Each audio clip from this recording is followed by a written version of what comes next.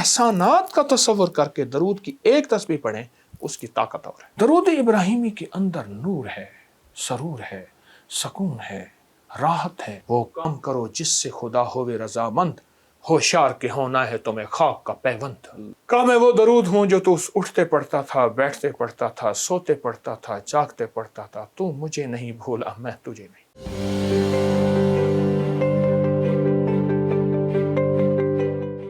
درود ابراہیمی۔ انارکلی تھانے کے ایک ایس ایچ او تھے، مجھ سے کہنے لگا کہ 71 کی جنگ میں ایک جگہ پھنس گیا اور گھیرے میں آ گیا۔ 71 کی جنگ، میں گھیرے میں آ گیا تو کہا ہر طرف گولیاں ہی گولیاں تھی، بس میں نے کہا چلے گئے۔ کہا میں نے کلمہ پڑھ لیا اور اپنی جتنی بھی میرے پاس فورس تھی ان سے کہا درود ابراہیمی پڑھنا شروع کر دیں۔ اللہ، اور کہا پھر ہم درود ابراہیمی پڑھتے رہے۔ کہا قدرت کا نظام ایسے چلا، گولیاں چلانے والوں کے گولیوں کے رخ بدل گئے، انہیں ہم نظر نہیں آ رہے تھے، کہیں اور نظر آ رہے تھے ہم، اور وہ اس طرف دوڑے، اور اس طرف جب دوڑے ہم نکل گئے۔ اللہ پاک نے ان کے رخ بدل دیے درود ابراہیمی کی طاقت سے۔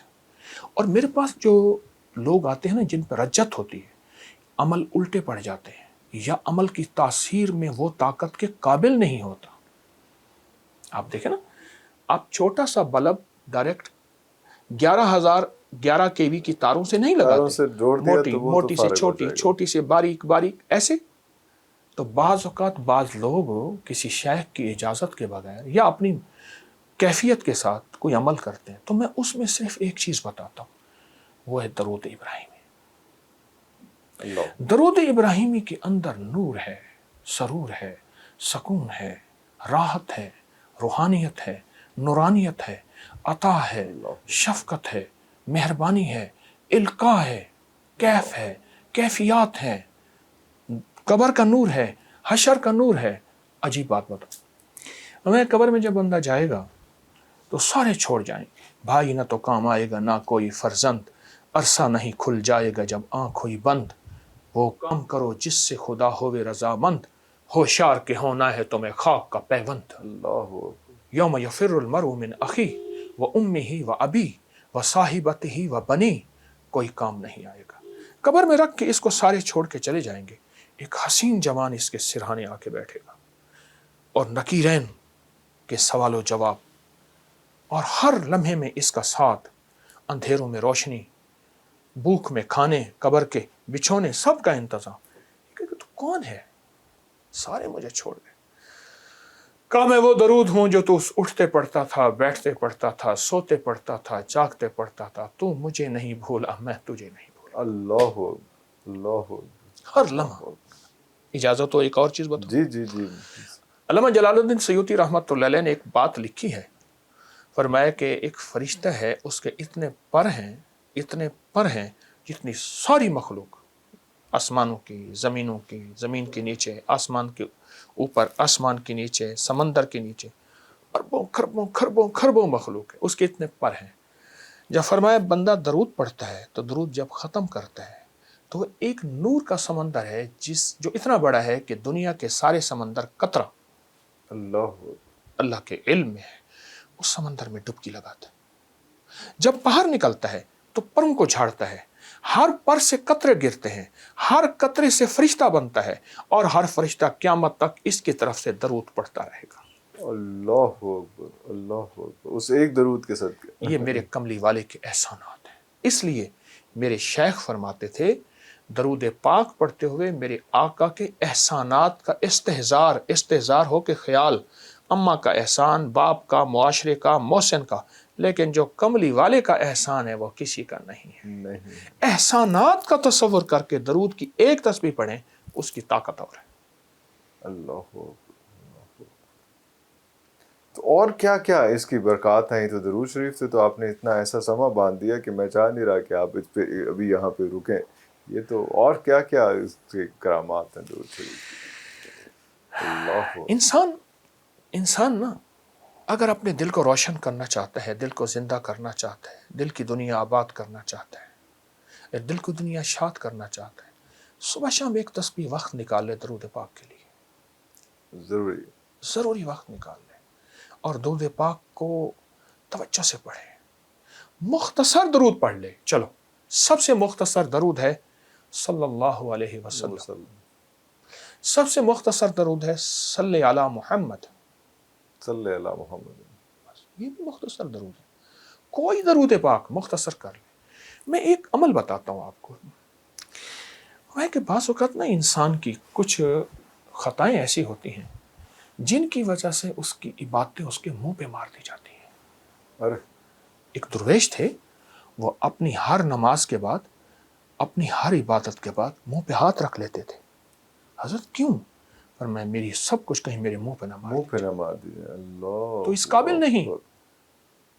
لیکن عجیب بات بتاؤں، درود پاک کوئی بندہ دکھاوے، ریاکاری، بناوٹ، سجاوٹ، دھوکے کے لیے پڑھے، اللہ کہتا ہے میں پھر بھی قبول کروں. سبھی قبول کرو. ہر عبادت کے لیے اخلاص ضروری ہے. اخلاص ضروری. مخلص ہونا. درود واحد ہے. اگر کوئی دکھاوے کے لیے پڑھے، جبکہ مومن دکھاوے کے لیے پڑھ ہی نہیں سکتا. مومن تو اللہ کی رضا کے لیے پڑھتا ہے. فرمایا درود پھر بھی قبول ہے. اللہ. اور یہ جو نماز کی اتحیات میں نا عرفان صاحب، نماز کی اتحیات میں یہ جو اللہ نے درود رکھا ہے نا، ساری عبادات کے بعد اتحیات ہے بالکل اتحیات ہے. لیکن اتحیات سے پہلے آپ یہ دیکھیں، آپ ذرا غور کیجئے گا. اتحیات للہ والصلوات والطیبات. بس یہاں تک رک جائیں. جب میرے آقا معراج پہ تشریف لے گئے تو اللہ پاک نے فرمایا میرے حبیب کیا لائے؟ تو حضور نے فرمایا میں آپ کے لیے اللہ اتحیات للہ والصلوات والطیبات. تو اللہ پاک نے اس کا جواب دیا السلام علیکم ایھا النبی ورحمۃ اللہ وبرکاتہ. اگلا بھی عجیب سوال جواب دیا. اللہ پاک نے عجیب عطا فرمائی. کیا؟ قیامت تک کے لیے آپ جیسے مجھ جیسے ضعیفوں اور کمزوروں کے لیے بھی اللہ نے ایک عطا کر دی. السلام علینا وعلی عباد اللہ الصالحین. اے میرے حبیب آپ جب جائیں گے نا، آپ کی غلامی کرنے والوں کے لیے بھی میرے سلام ہے. سلام. اللہ اکبر. آپ غور کریں. اچھا اب اس کے بعد اگلی کہانی اور سچی کہانی. التحیات للہ والصلوات والطیبات والسلام علیک ایھا النبی ورحمۃ اللہ وبرکاتہ والسلام علینا وعلی عباد اللہ الصالحین. ٹھیک. اس کے بعد اشہد اللہ پڑھ کے سارا کچھ پڑھنے کے بعد پھر آپ درود پڑھتے ہیں، اور درود آخر میں پڑھتے ہیں. یہ اس بات کی بنیاد ہے کہ ساری عبادتوں پہ قبولیت کی مہر لگتی ہے. اللہ. اور وہ میرے آقا کملی والی کی نسبت کے بغیر نہیں لگ سکتی. نسبت مصطفیٰ، چوکٹ مصطفیٰ کے بغیر نہیں لگ سکتی. اللہ. اچھا حضرت جی، کچھ ایسے بھی جب لاسٹ ٹائم ہم نے پروگرام کیا تھا تو اس میں کچھ لوگوں کا کہا تھا کہ بات کریں، تاکہ بہت لوگ چاہتے ہیں کہ آپ سے بات کرنا چاہیں. تو ہم نے ایک ویب سائٹ بنائی تھی، ایک ساتھ ایک میسیجز کا ایک سسٹم شروع کیا تھا. اس میں بہت سارے لوگوں نے میسیج کیے. ایکومولیٹیو جو ہے کچھ 4 5 6 سوال ہیں جو اگر آپ کی اجازت ہو تو میں آپ سے پوچھ لیتا ہوں، کیونکہ زیادہ مسائل ایک ہی طرح کے. ایک تو یہ ہے کہ تسبیح خود سے آپ کی جو ابکری کی جو آپ کی ویب سائٹ ہے وہاں پہ بہت سارے آپ کے بیان ہیں، سارا کچھ ہے، تسبیحات ہیں. تو خود سے کوئی تسبیح مجھے لگ رہا ہے کہ یہ مسئلہ میرا ہے، اور وہاں سے چوز کریں اور چوز کر کے پڑھنا شروع کر دیں، اور ایک وقت میں 3 4 5 تسبیحات کرنے شروع کر دیں. تو کیا یہ مناسب رہے گا؟ خود ہی سے اپنا علاج تجویز کر کے خود ہی سے اس کی پریکٹس شروع کر دیں؟ ابکری کی ویب سائٹ پہ علاج تجویز کردہ ہوتا ہے، اس لیے ہر بندہ پڑھ سکتا ہے. ہر بندہ پڑھ سکتا ہے. تجویز کردہ ہوتا ہے. اس کی تعداد بھی، اس کے عدد بھی. اور پھر کوشش یہ ہے میری ابکری کی سائٹ پر ہر عمل قرآن و سنت اور اولیاء اکابر بڑوں کی نسبتوں کے ساتھ ہو. اس لیے ہر عمل کا حوالہ بھی ہے ہمارے پاس، ثبوت بھی ہے، تو وہ بندہ پڑھ سکتا ہے. اور انشاءاللہ وہ تو پوچھنے والے ہیں کروڑوں لاکھوں فیض پا رہے ہیں اور بے بہا فیض پا رہے ہیں. کیوں؟